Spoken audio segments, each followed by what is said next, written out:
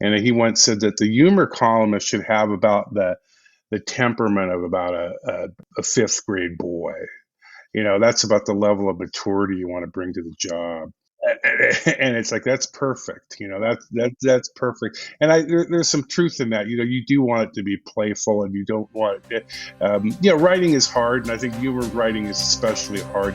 But it needs to be fun at the same time, and they're not mutually exclusive.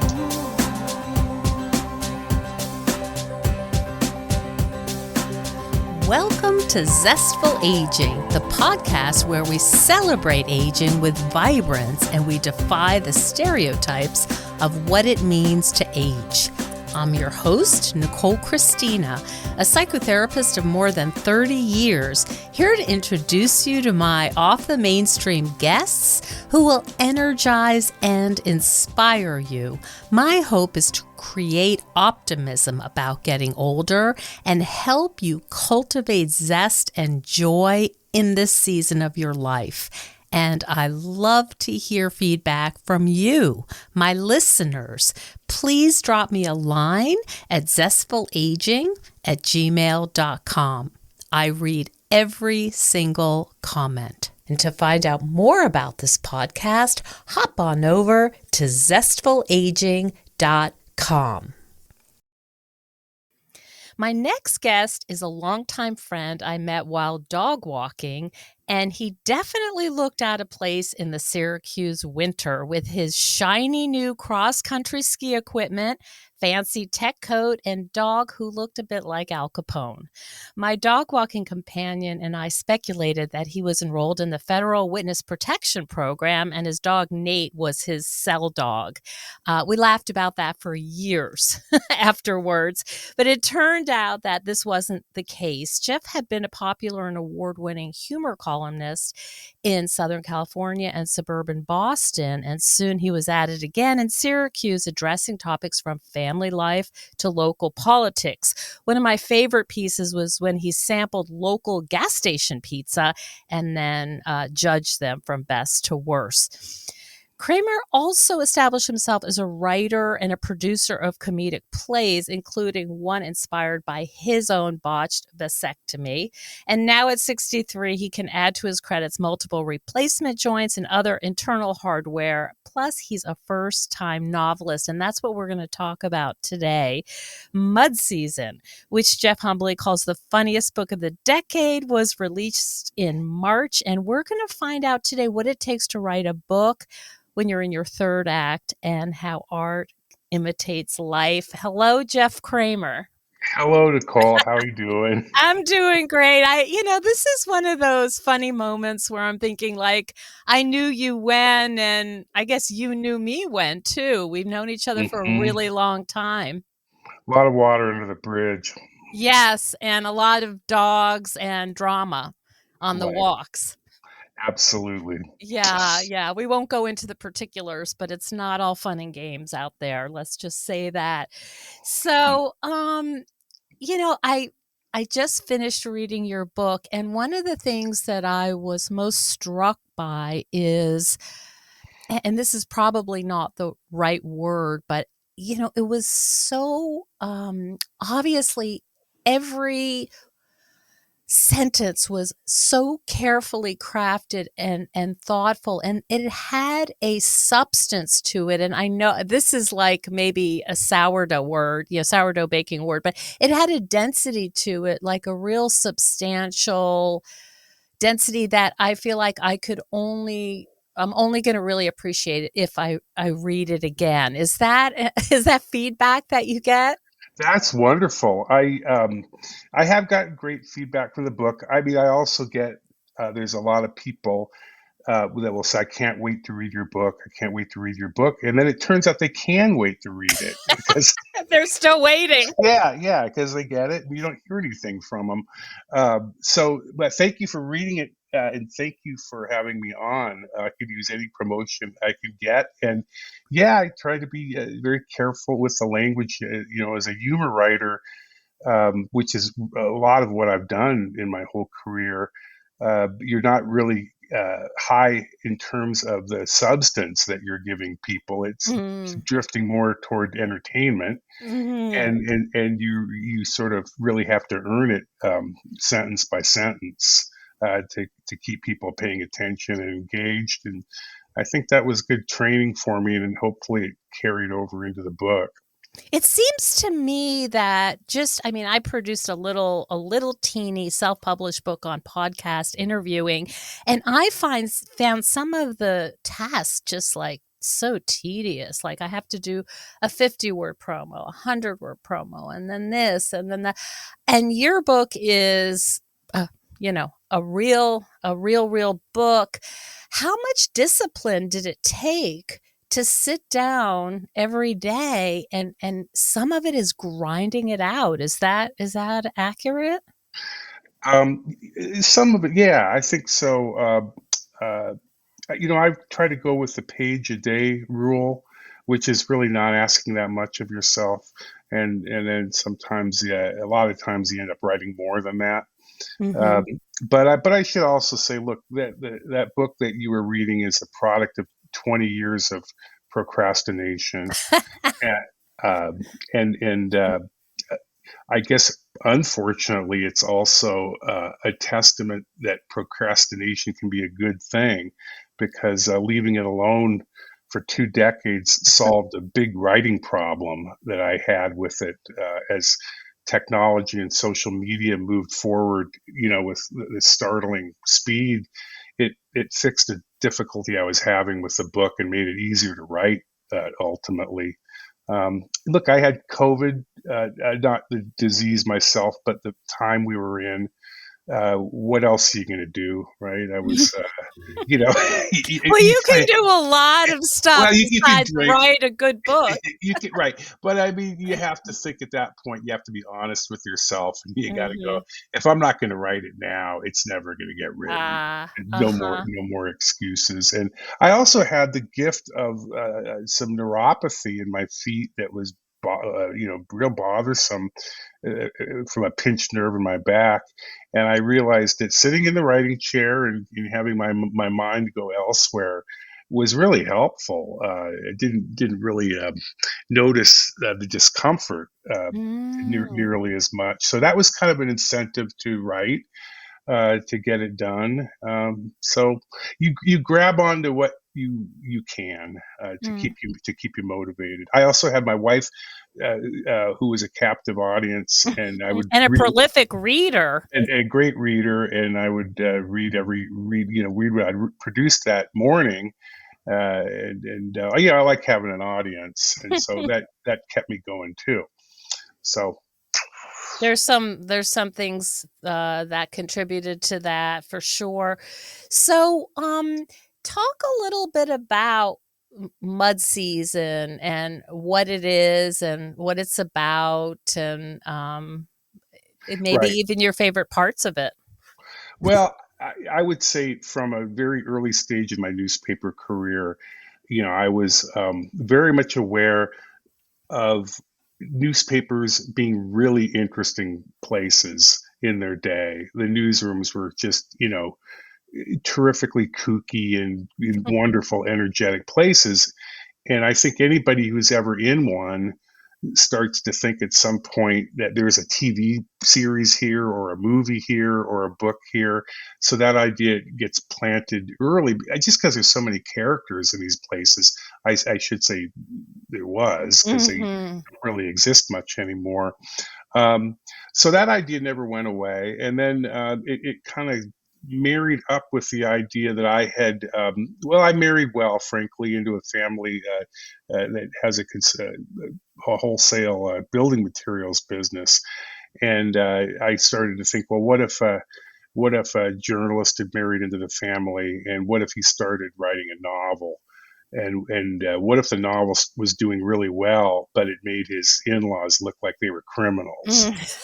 And and that really wasn't what he was trying to do, but that was the effect of it, and it started to destroy his family life. And he got caught between his art, and Mhm. his family. And I actually, he's departed now, but I asked my father-in-law what he thought of the idea, and he roared with laughter. He thought it was a Mm, great idea. And mhm. if I have one regret about this book, and it's really the only regret I have, is that I didn't finish it earlier in time for him to read it, because I think he would have Mm. loved it. Uh-huh. The Empire.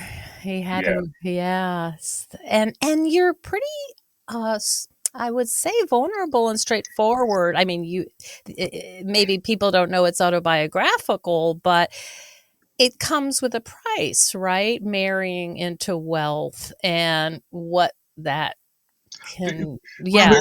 there's a little bit of that in the book Mm, where you sense the it's I came from like a basically a lower middle class neighborhood and upbringing, and up until the time I got married, the narrative of my life was largely determined by how am I going to make a living. mhm, How I didn't want it to only be about that, but you make a lot of decisions based on how can I best support myself and my family. And then once that if that incentive it gets pulled away from you, it can be disorienting, mhm, because you're so old. Well, now what do I do? Well, the truth is, you can do a lot of whatever you want to do, but it's almost like writing a novel. It's like looking at a blank page, and mhm, so I did tap into some of those feelings I had at the time about that in creating this character of Woody, and so. I would say that the premise of the novel is sort of inspired to some extent autobiographically, the journalism and the family aspects of it, but it's all put on steroids mm, for the sake of the book and fiction and interesting, mhm. um, and you begin to realize, I'm sure people in your audience have done writing themselves, many of them, and these characters start to sort of take on their own life Mhm. as you write them. And there's this piece of it that I think is so current and relevant that your main character is really getting excited about his, social media following. Right. It seems like seductive. Much as you have, Nicole. I say, um, well, yeah, he is finally getting It's hooked. the Yeah. validation, that he wants, and he's not. Um, Look, he's a little worried because the people are liking his book maybe for the wrong reason because they think he's outing his family, Mhm. but but but he is too excited about the fact that people are actually reading what he's writing, and that he's powering through. It's There's a little bit in the book about this sort of this addiction to fame, or the idea of fame Mhm. that many people in this society have, at the expense of what? Well, it turns out in his case at the expense of quite a bit. Mhm. Yeah, Yeah. you can see him really getting hooked, and then what's the word I'm looking for? It's fickle, right? Because then people, when he stops, they tell him, "Oh, it's such a fickle audience." Right, and he gets involved in that. I think he becomes addicted to that Mm. also. Uh, Mhm. Even the abuse. I think, right, better that than being ignored and Mm. silent. Mhm. And he really is having such a great time, but he's also just getting. Somebody used in describing the book, or describing the character, that he said, you got a guy who hits bottom and keeps on digging. Oh, that's really funny. Hey, Zesties. Well, I'm pretty sure I'm not the only one feeling tense and anxious these days. Every day, it seems like there's more scary news. Well, I've been a psychotherapist for over 34 years, and I've learned a lot of techniques to help manage anxiety, and I've been using them. But recently I found something new that I wanted to tell you about. I actually just stumbled upon it at an event for veterans. It's a little breathing device called Calm Ego. And when you're breathing in a way that promotes relaxation, which is basically long exhales, it lights up. And you can add a calming scent if you like. So Calm Ego is a natural, portable, drug-free solution that can be used in moments of upset, anxiety, and stress. And it's effective and pretty unique.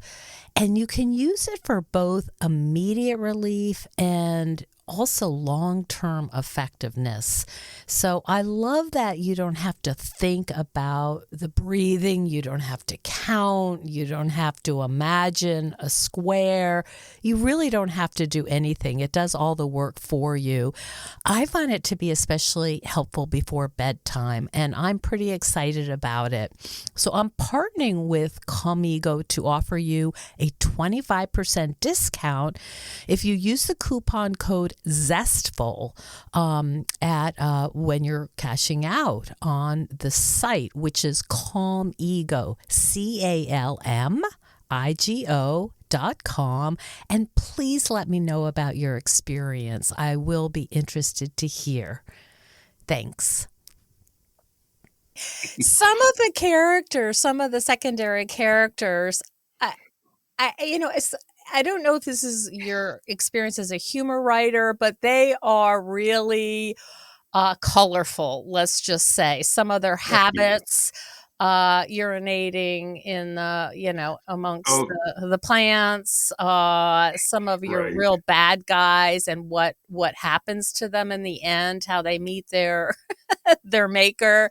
Does that just come to you, or do you sit down and say, what would be a really funny and perverse way for this guy to die? Right. Well, I would say definitely the latter. I mean, I'm more of a plunger when I write. Some people outline and they really kind of know where they're going, and I don't generally do that. I did it one time in a play, and it worked fine. But usually, I just kind of like, okay, what does the story need here? And one of the advantages of you called me being in the third act.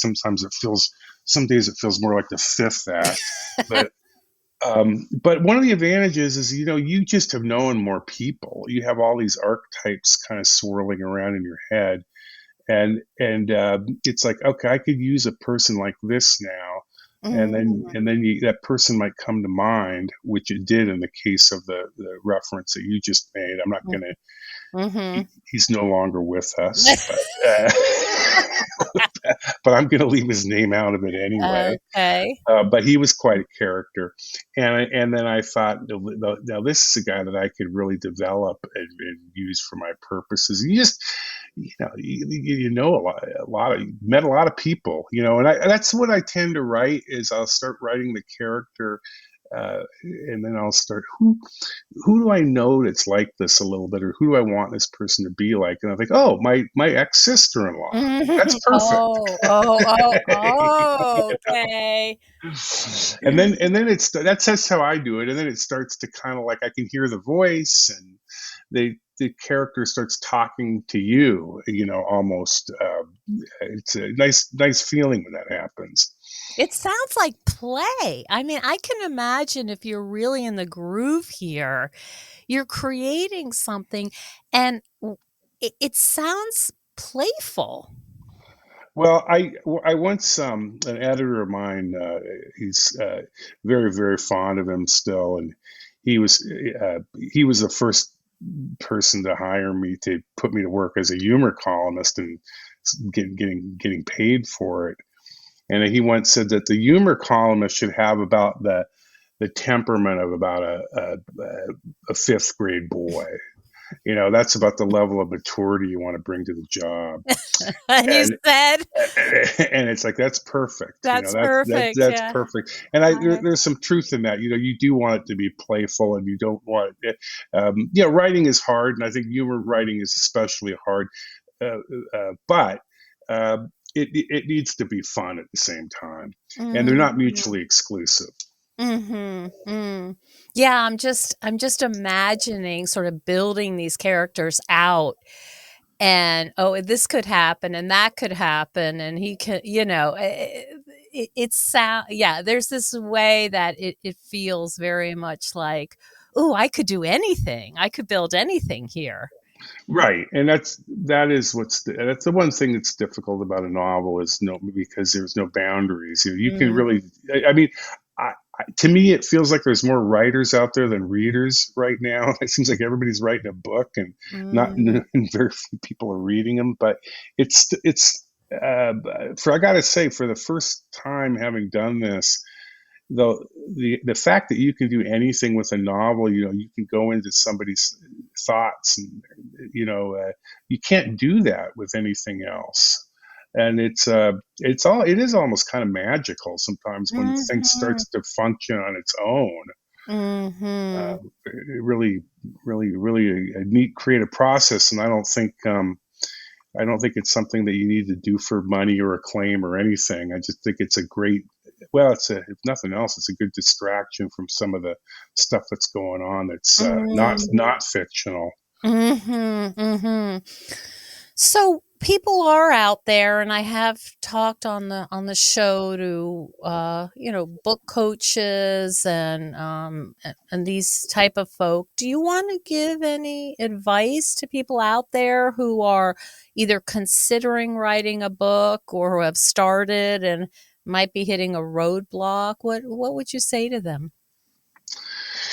Well, I don't know. I mean, it seems like I should sell more books before I start handing out advice.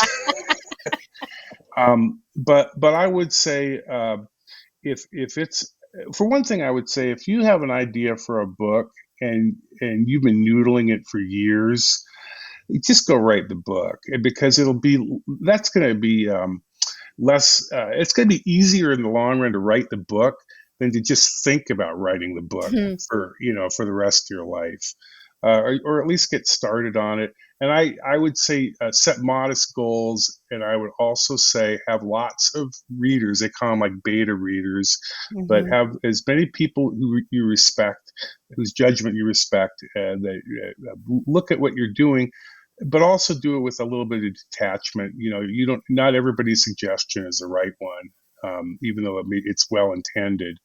And so you have to have a kind of an inner core, an inner vision of what you want the book to be. But you need to be also susceptible. I mean, open-minded. I mean, Mm. to the criticisms and comments of others because they really can make your book stronger. It was really the case in mine. I probably had about 10 people who were Wow. either reading it, listening to me read it as I was going along, or read it afterwards. And I didn't agree with everything they all said, and some of it I discarded. But every one of those people made that book better. Hmm. You had, I don't know, I'm sure there's a special word for this, but sort of a literary, it's not exactly a style, but a structure where you had the sort of the real life story, so to speak, and then Right. your person was writing a book. So it flipped back and forth from sort of the everyday current uh what's the word I'm looking for? He's Well, the there's narrator or right. There's an internal novel and an external novel. So yes. there's the novel I'm writing, and then there's a novel that the character Woody is writing. And Yes, I'm writing about Woody, and writing about he's writing his own kind of environmental mystery thriller yeah, novel. So there has to be a variation in how the books sound and look, yes. and That was that really fun, by the way. I really love that back and forth. It kept it dynamic and kept it like, oh, that's an interesting interpretation. Or how did it, and he was struggling. He said, oh, no, that's not the right word. Let me try it this way. right. Well, I tried to have the books ping pong off each other. So what he's writing is influencing his actual real life. his external life and his marriage particularly, Yes. and then also what's happening in his real life is affecting what he's writing. Mhm. And so it was sort of a risky thing to try to do as a first novel, but it was also the novel I really wanted to write, which is the other piece of advice I would give people is to don't don't write what the market wants at a particular moment or what Mm. somebody says you should write. Really write what you want to write. Um, and anyway, it was a little bit risky, but I think for me it was always the book I had in mind. So to me, it was less risky, and I just think it was. Uh, I've got a short attention span, and I think it helped in this book because it keeps the chapters short and the segments short. And I go back and forth. So if you Mm. start to get a little like, okay, I've had enough of this, boom, next thing you know, you're You're reading a in a different new book. font. You get a new Yes. book and a new font and everything else. You start all Now, over again. I found that to be well, I think everyone has a short attention span now, but I Right. found that to be really it's clever, but it also, yeah, it's dynamic. It feels like there's movement. It was fun. There, Yeah. there was a propulsive quality to the book that I didn't expect. I Okay. was really excited about that it happened, and I don't ever think I could duplicate it again. But I've had people finish the book in one day. I've had people Wow. miss work so they could keep reading it. Oh I think my gosh. for some people, it's like they're catching a vine and they just swing on it and they can't get off it. It's fantastic. Oh, I'm that must really feel happy great. about it. I had one woman um, blew tea out of her nose when she was reading it, which is really That's the highest compliment. that's my Pulitzer Prize right there. So, The 5th grade, 5th yeah, grade humor. yeah. Would you say that finishing this book and getting these kind of, comments, has it changed your life? Well, I would say that there's a little more contentment. I think if anybody's ever had a project that they wanted to do and they kept putting it off, it starts to nag at you and maybe even chips away at your self-esteem a little bit, right? It's Mhm. like, why can't I just get off my butt and do this? Mm. And then to have it done is a very good feeling. Mm. There's tend to be kind of a restless person, but a little more content, I would say, after Mhm. finishing this.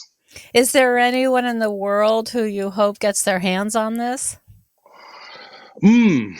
Well, I guess Oprah. I knew you were gonna Yeah. say that. No, besides Oprah, I should have said besides Oprah, somebody who I don't know, someone in ZZ Top? I don't know, one of your heroes? I would, something I would look at. I think there's a lot of laughter to be had in that book, and I would say that this is more general than you want, but I think anybody who's having a real bad day, anybody who's bummed out about these times that we're living Mm. in, and Mhm. anybody who wants a little bit of escape. Well, one of the things I thought about this book that I like is it reminds us of what the kind of problems we used to have and consider problems. I Mm. mean, Woody's stuff is all just self-generated, misery, and it's all incredibly important and serious to him.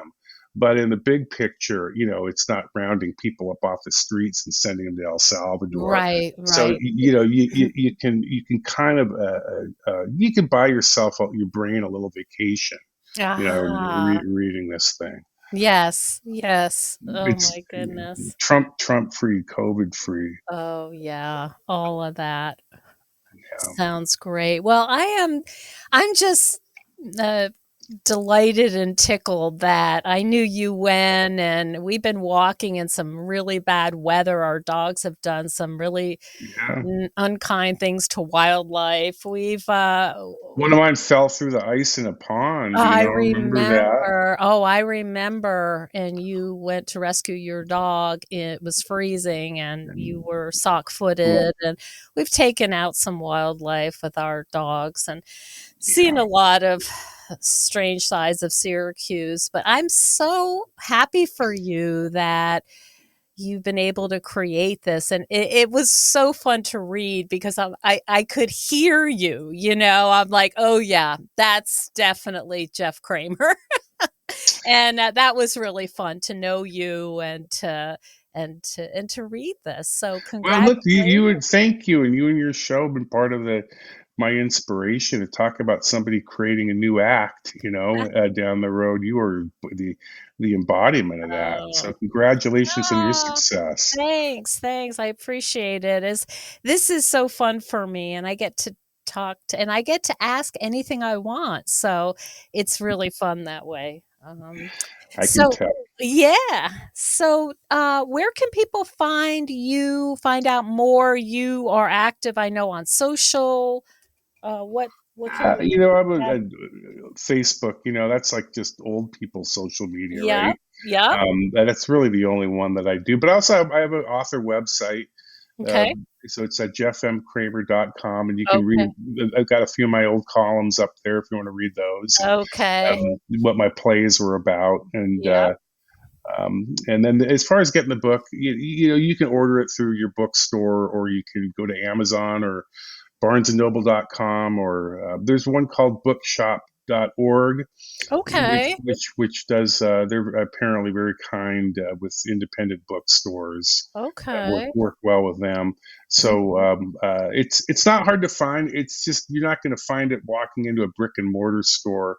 At least Not not yet. yet. Not Not yet. yet. And you are doing a tour, a speaking tour, Well, so I'm sort of putting it together as I go, but I'm using it Mhm. as an excuse. Look, this is not a publisher that gave you like $100,000 expense account to go sell Yes. a book. And one of the interesting things about that I've learned is, bookstores aren't super helpful to authors, and vice versa. It's very odd that way, but bookstores are kind of most books aren't purchased in bookstores anymore. They're purchased online, I see. so the publishers are kind of like, they think bookstores can kind of be a pain to deal with, and I think a lot of bookstores feel the same way about publishers, and unless you're dealing with a name super author. So a lot of this stuff happens out there online now, Mhm. which I hadn't really known about. I'm learning about the mechanics of the publishing industry, and it's like a lot of the media, all media, is so much in flux right now. And there's so many different ways to get a book published now, and Mhm. I think it's hard for bookstores to be able to sort through it all. A million titles a year or whatever Mhm. it is. And how do we decide what's good and what's not good, and what to stock and not to stock? Mhm. So it's Mhm. anyway. I'm doing word of mouth is what I'm doing. Things like this. Mhm.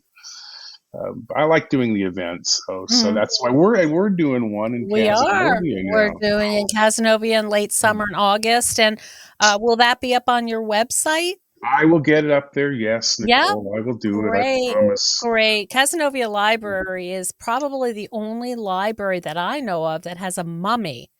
It Do you know about Hmm. this? Yes, This yeah, mummy. that's somebody who read my book, and that was the result. They were just they just went to They sleep, got mummified. Yeah. and never woke up. Oh, well, we'll have to use that joke, when we go to Casanova Library. I think they will appreciate it because, Casanovians are very proud of their Egyptology, display. So, Well, you live in an adorable town. I got to yeah. say that. It is indeed. Jeff, it's been such a pleasure, and I really appreciate you coming on, and I can't wait to hear more about the book. It's a lot of fun, and it is so well crafted. So congratulations. Thank you. I appreciate. Thanks so much for having me on. This is a great help. Thank you so much for joining us on Zestful Aging. If you like the podcast, please share it with some of your friends. Our theme song is All I Did Was Wait for You by Kjartan Abel. Visit Kjartan-Abel, that's KJARTAN-Abel, ABEL.com to hear more of Kjartan's work. And our technical director is Stephen Litweiler. And stay tuned next week for another interview with a fascinating and inspiring guest. See you then.